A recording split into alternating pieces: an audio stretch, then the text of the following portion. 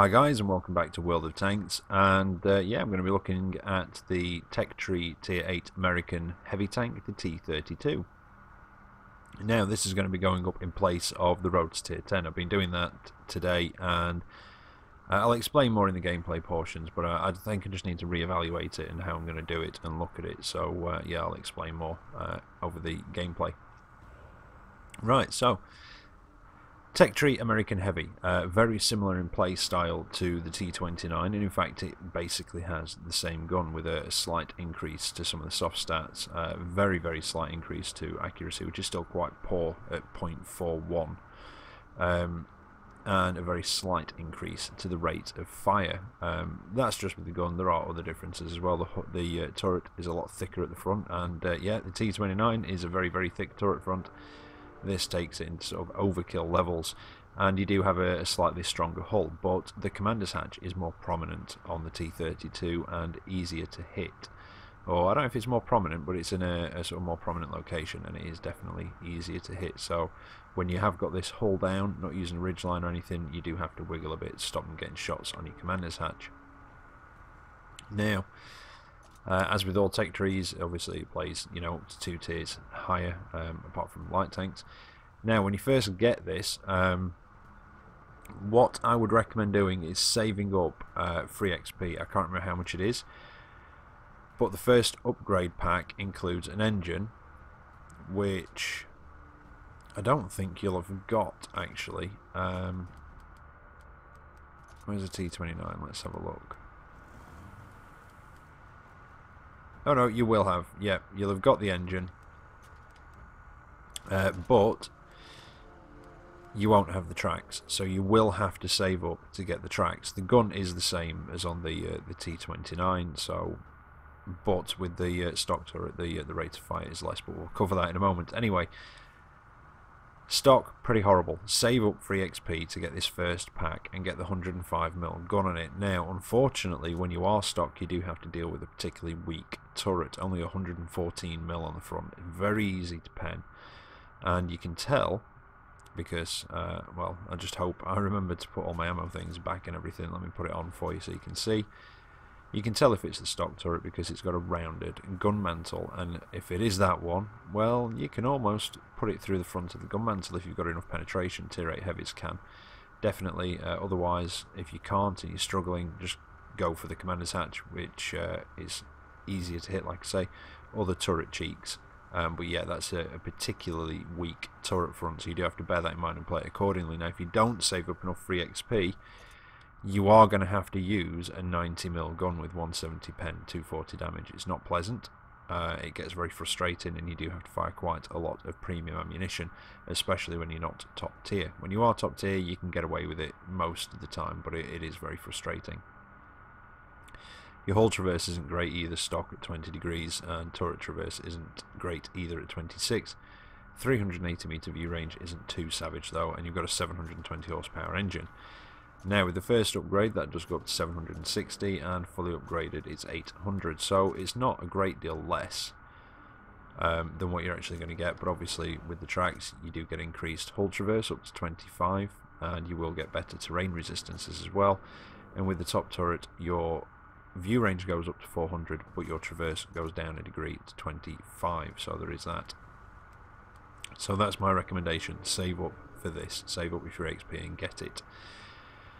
Now, you've still got that weak turret, so it is going to be more difficult, and you're going to have to play it, unfortunately, definitely more in a supporting role, because of that weak turret front. You will get penned through there. You know, stuff that can't get through your hull, because of the angling of it, will get through your turret front. So do bear that in mind, and do stay back a bit and play that supporting role. But as soon as you get this top turret, you get 298mm of frontal armour, which is absolutely ridiculous.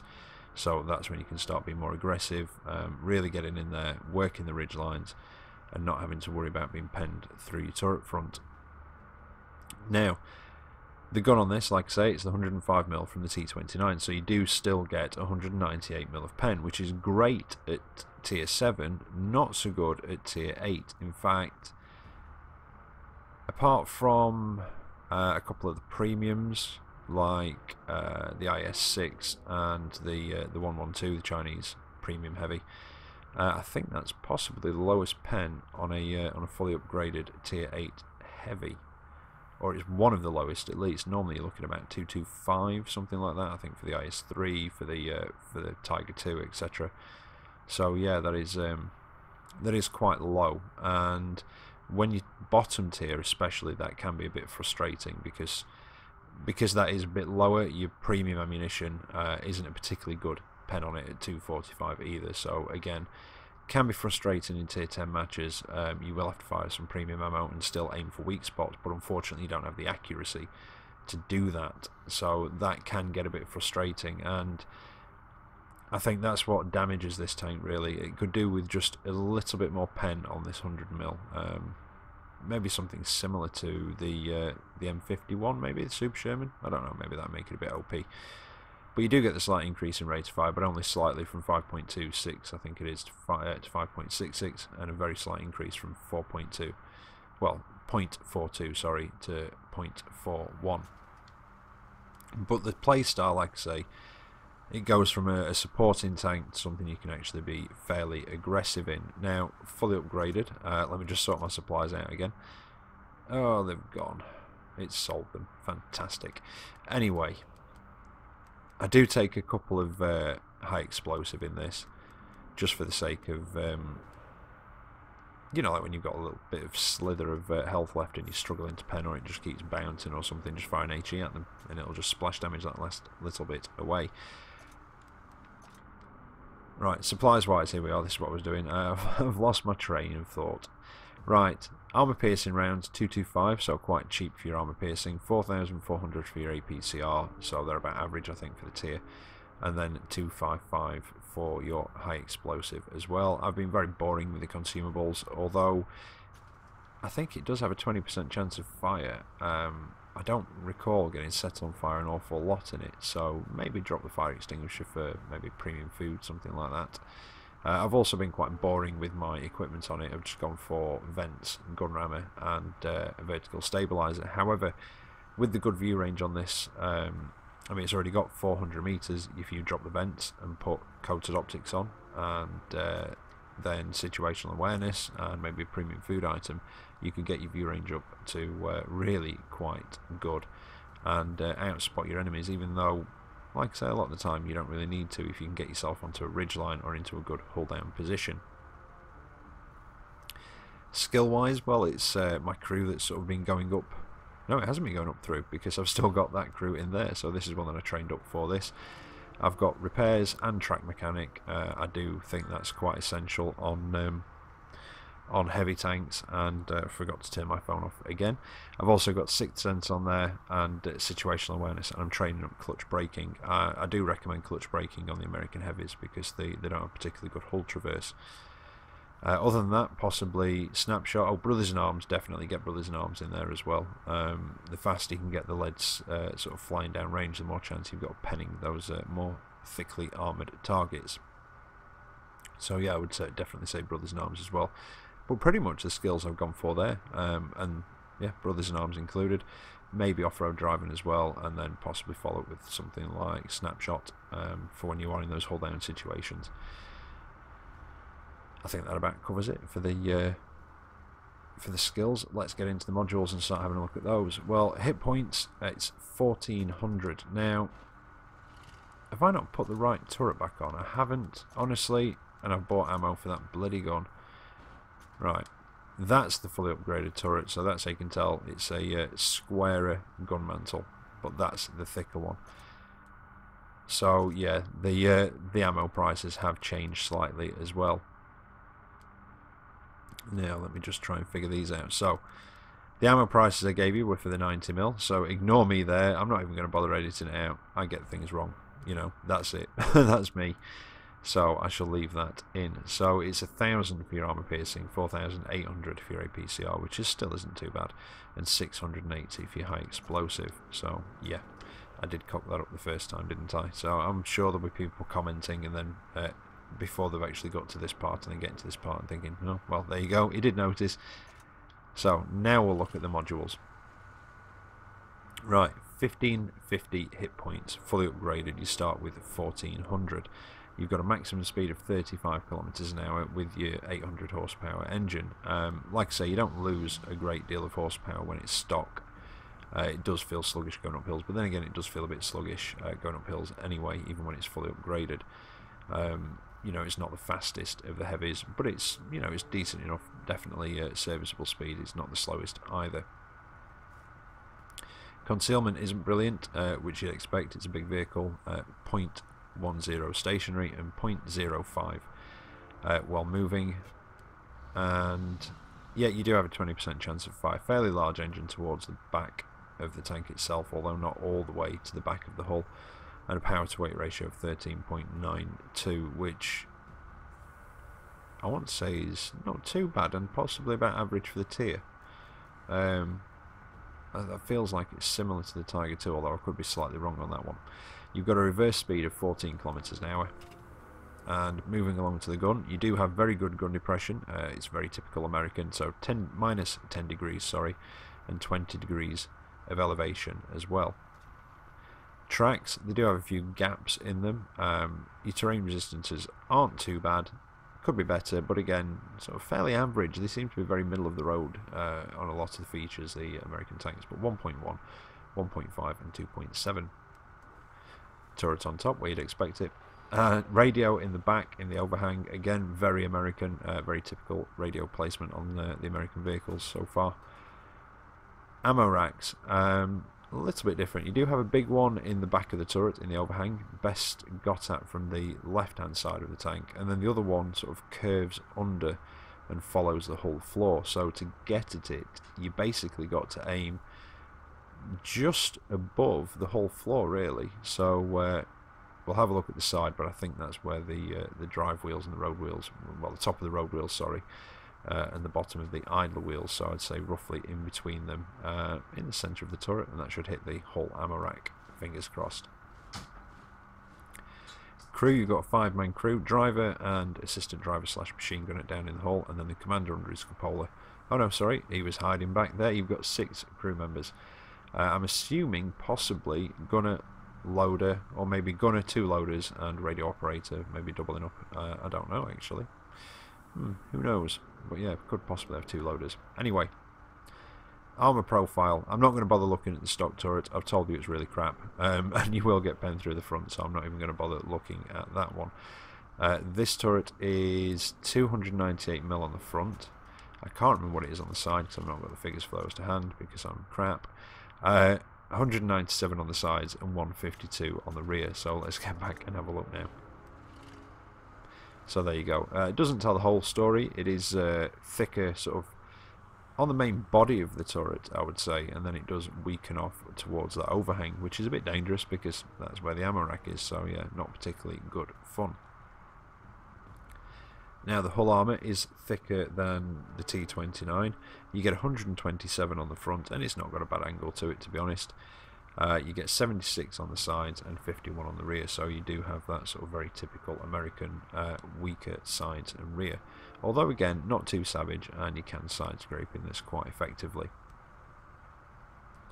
1 to 20mm, we've got a little patch of track on the side of the turret that does act as spaced armour, and then a little rear portion of the hull floor. 21 to 30 is the tracks, and they will act as spaced armour, don't forget. And you've got the turret top as well. 31 to 50 is the engine deck, and basically the top deck, I would say they're the driver and assistant driver's hatches. 51 to 70 is the whole rear of the vehicle, and the angled undersides, maybe? Is that a word? Is that a term? I don't know, but it is now.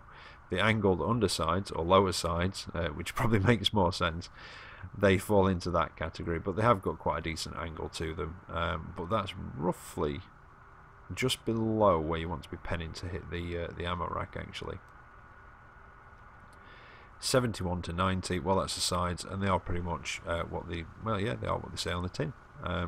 All solid, all the way down, no funny patches of different bits of armour or anything like that, just nice solid 76mm all the way through. There is the underside of the turret overhang as well, so I don't know if that's ever going to be prevalent at all. And you've got the sloped frontal part of the turret, or, well, slightly stepped, a bit like it is on the Pershing. 91 to 120 is the machine gun port. I do think that that's...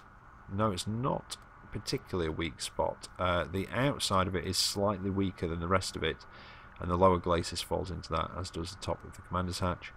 121 to 160 is the commander's hatch. The back portion of the turret, that overhang there, and the sides of the gun mantle, the front of the machine gun port, and the whole rest of the upper glacis.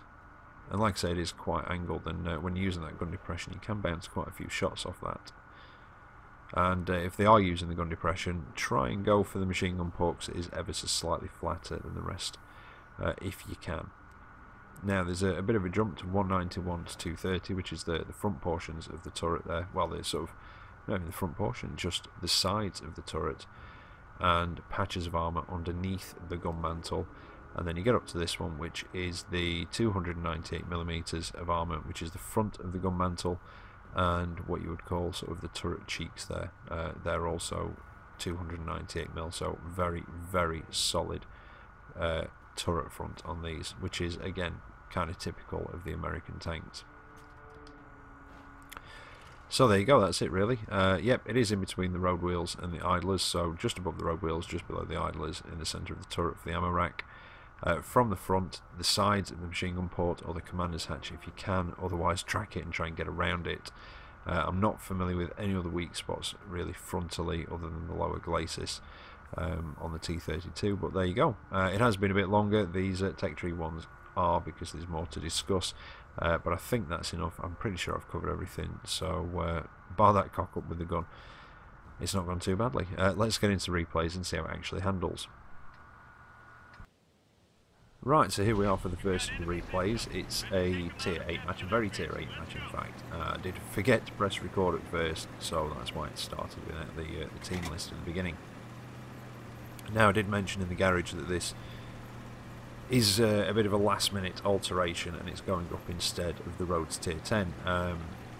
When I was doing the Rhodes tier 10 yesterday and getting the footage for it, last time I did it and I got the tank fully upgraded, I thought, well, it's not too bad, you know, it's got a bit of potential, and you know, I think I might enjoy this. And as I was playing it yesterday, the more I played it, the more I realised that I just wasn't enjoying that tank. I don't know what it is about the VK3001D. I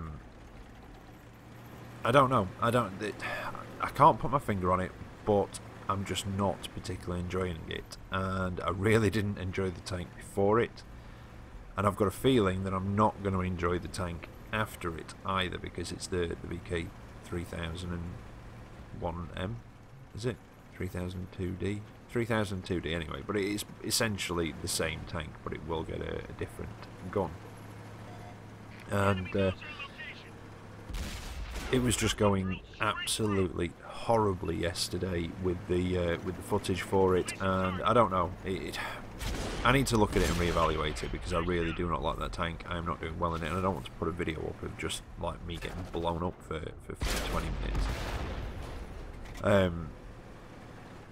You know, and it's supposed to be a Rhodes tier 10, so I really do need to reevaluate it, which is why this is going up slightly later. And there's a bit of a last minute alteration. I don't want to stop doing the Rhodes tier 10 series, but I really do need to have a look at it and reevaluate how I'm actually going to do it. So that's why it's not gone up yet. One of the things I'm thinking of is just not carrying on up that line and going through what a lot of you recommended to me when I first said, and basically go to the Leopard 1 through the light tanks, because at least then I will be having a bit of fun, and I'm not enjoying it at the minute. You know what I mean? I'm just not having fun making the videos. I'm not having fun in that tank, and like I say, I can't quite put my finger on what it is about it, but there's just something I just don't get on with it. So I do need to reevaluate it and look at it. So I do apologise for those of you that have been waiting for the tier 10. If you could bear with me, and I'll have a look at it and have a think anyway. And I mean, if anybody's got any tips, and I forgot to turn my phone off again, If anybody's got any tips about that tank, I mean, I kind of know how it's supposed to be played, but I don't know. There's just something with it, and anyway, there you go. And I'm knocking all sorts over now. But yeah, so it needs reevaluating. So I thought I'd do a T32 review. I'm about to get out of it for anybody who didn't skip the garage bit, and they are a bit longer because you've got a lot more to talk about with the different packs. But yeah, I'm at about 140 something XP on it, and I need about 168. In fact, I think I need about... no, I don't know how much I need. But anyway, yeah, I'm nearly out of it, so I thought I'd give it a review. I've done the T29 a while ago, and I thought I'd have a look at this now. I did want to get something with like a tier 9 or 10 match, a bit of footage like that. Both of them are tier 8, I believe, and I did try and get some sort of higher tier footage of it to show you that the, you know, like what I was saying in the garage about the pen on this gun is great at tier 7. It's a little bit lacking at tier 8 because most of the tier 8 heavies get about 225, or the Tech Dream ones anyway. There are some premium exceptions. So yeah, it is a bit lacking, and I think it could just do with a bit more pen. Not a lot, you know, maybe 210, 215, something like that. Maybe, you know, if you want to put it 225 wargaming, that's fine by me. But yeah, I just think that it just needs that little bit more pen. Now, the tier 10 matches, basically I got tier 8 or I got tier 10. And whenever I got tier 10, it always seems to be on a weather effect map, and the team just ended up camping somewhere. I think I've got one. In fact, I think I've got one for a World of Fail actually, and it's on Blizzard, and it's a bit of a my fail and a team fail as well because they just don't move anywhere. Now, this Lycan, yeah, he's not going to get up there in time, and ram him to death. Now, that part of the hill that I came up at the beginning, I quite like coming up there in stuff with good gun depression, or quick mediums, sometimes light tanks, because you can pop up, spot the guys on top, and then depending on who, you know, what tanks are where, you can, you know, plan your approach from there. You can either withdraw down the hill quickly and get away, or you can push up and over the hill and start getting flanking shots in, or do what I've done here.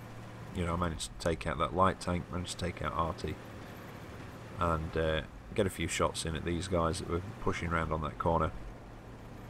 And now I'm going to move in and try and mop up what's left with the team.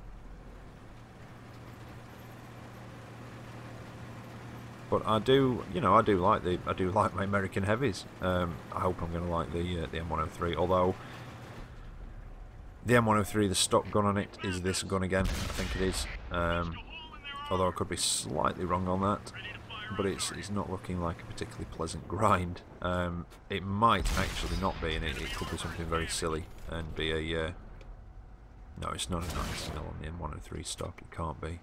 But anyway, regardless of that, I'm kind of looking forward to getting into the M103 now, and I know a few people have asked me to review it, so I will try and do one of those at some point as well. But like I said, I thought I'd fit this one in before I got out of it and got rid of it.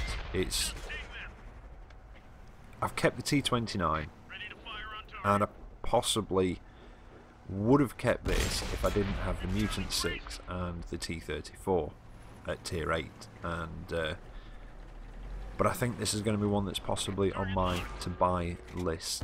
I do like it. I managed to get my first mark of excellence in 55 games, and I don't know, I'm assuming that's not bad. I've got no point of reference though, so you know, I genuinely don't know. I've got no point of reference for it. I don't know if that's good, bad, average, what. I really don't know, but I got it in 55 games, and that's it. It's just a fact.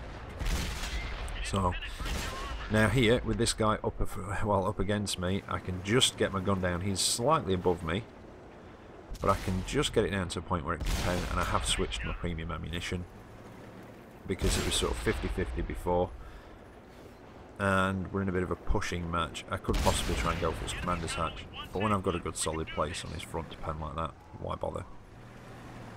So I'm now going to flick back to my standard ammo. There is one light tank. In fact, I didn't kill the light tank, did I? Because he's who's left. The RU-251, I left him on a sliver of health, and he managed to get away. Now, we've got two options here, and considering that we only have one light tank left, and the rest of us are heavies, one of them isn't particularly viable. One is to go and sit in cap and either cap out or draw him back to try and reset cap, which I don't think is going to happen, not with how much health is on. He might do, might try and pop up somewhere and put some shots in, I don't know. I've got more of a feeling that he's going to go and try and take out Artie and get a bit more damage done. That's probably what I don't know, that's possibly what I'd do. On that much health, I don't know. I honestly don't know what I'd do. I don't know whether I'd try and sit somewhere out of the way and try and outspot the guys in the cap and put some shots in, or whether I'd go after Artie and try and get a bit more damage done. I really don't know what I'd do in that situation. But of course our other option would have been to go and try and find the guy and chase him down, but you know, we're big, slow, fat, heavy tanks. That's not going to be particularly easy. I didn't really want to cap particularly, but I thought it was the best option. Now there he is, he's popped up, look, and he's going straight down the other side of the hill, straight for artillery.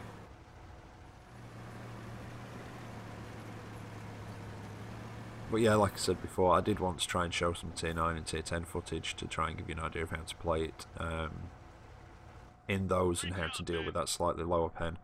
But unfortunately I just couldn't get any. I will try and get some done over the next day or two while I'm grinding the last bit of XP. And possibly put one of those up on Sunday to try and give you a few tips on how to play it in those higher tier matches. Now I know I normally try and use average matches for these. I'm not going to try and say that this is an average match for me in the T32. It's not. But an average match for me in the T32 is sort of 3,000 damage plus. This was just good matchmaking. Well, I say good matchmaking. Everything was tier 10 in there, but the T32 can be capable of great things when it's top tier. It really can. And you know, like I say, if you're not scared of firing a bit of premium ammo, it can be capable of those great things in tier 9 matches. And I'd possibly even push it to maybe tier 10.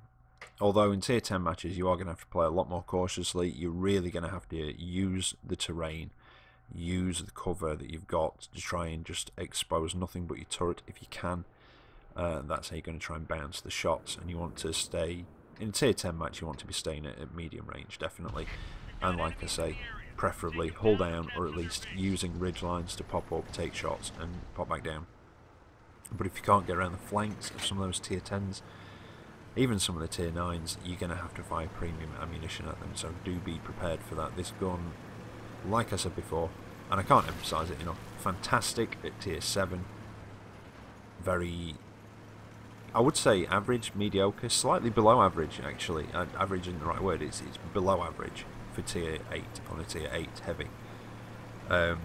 Not so much for the damage, it's that pen, like I said before, and the accuracy is a bit crap, to be honest, so it's just something you've got to deal with. But I kind of like it, I don't mind it. But anyway, it's another tier 8 match. We're trying to figure out which one it is. I am platooned up with my lovely wife.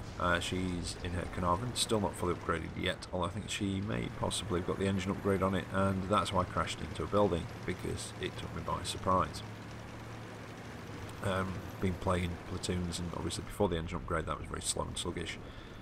She's got the engine upgrade, and could keep up, when I can talk, could keep up with me now, and probably when it's upgraded again, overtake me, I would have said. Like I say, this is not the fastest of tier 8 heavies, not the slowest either.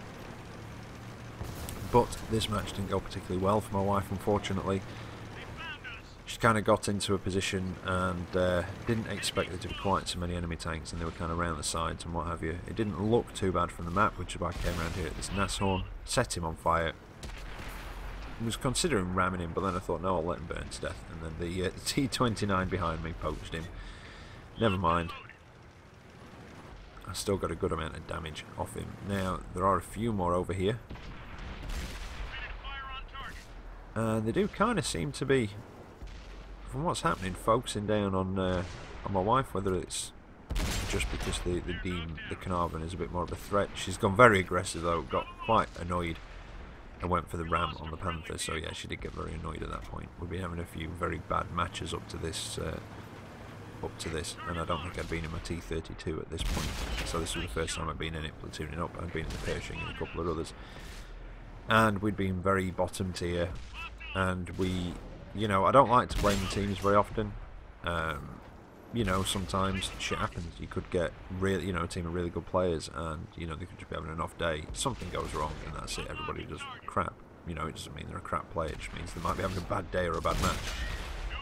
But we had some teams that were, yeah, I would say you could consider them donkeys, just from the spread that they were doing, just some of the things they were doing and where they were sitting, and the fact they were just like, some of them were just bunching together about 50 yards from cap in the top tier heavies and things. I don't know what was going on. Although a lot of people do say you see this sort of behaviour in, you know, whenever there's these big ops on, people don't play the same, they sort of try and play differently to try and get the points, whereas a lot of the time, and this is the irony, if they just played normally, they'd probably still get the points anyway, without having to play like a donkey or irritate the rest of your teammates. So I don't know, but anyway, we'd had some bad games. She got quite fed up, took a bit of damage there because they seemed to be focusing on it, and just went for that ram. And I went into sort of, screw this, I'm just going to try and kill everything I can before I die myself mode. But still with a little bit of caution thrown into the mix, just a pinch. So I've pulled back so the T32 can't get at me. And now his attention's drawn. Get forwards. And slightly slow turret, but there he goes. Tracked him, and somebody else takes him out. Now, it's looking pretty good. I don't... What? How the... Hang on a minute. How is that 7-3 when we're 5 tanks down? Okay, did we have somebody kill themselves? A couple of people, maybe? Because that would maybe account for it, because I don't think it counts that on here. Anyway. Yeah, we're not doing too bad. We do have a fairly good lead, but I've got a feeling that they're going to try and rush into cap at this point. That seems to be where they're heading. They know that we're heading to their cap, but I think they're trying to just hold us off while somebody gets into ours. And as I was coming down here, that IS-3's decided to pay attention to me. There is also an IS and a KV-85. I think it was the KV-85 that hit me then, judging from the damage, possibly. Now, I do take a bounce there. The front of this isn't too bad, like I say, 127, fairly well angled. And, you know, at range, or if you can use your gun depression, you can bounce. Now, the IS-3, just trying to go for the very top of the hull there. It was a chancy. I didn't think it was going to pen, to be honest, but it was worth it.